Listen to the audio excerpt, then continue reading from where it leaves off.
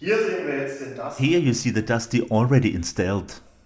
The installation of the Dusty is very easy. You take a 1/2 inch fitting, weld it on the piping, drill through, screw down the Dusty, wire the Dusty, and then it is ready for use. The optimal installation place for the Dusty, as you see here, is a vertical line segment. If that is not possible, you can install the Dusty in a horizontal line segment, or you can mount it at the curve at the pipe end on the centrifugal force side. That has no influence on the function.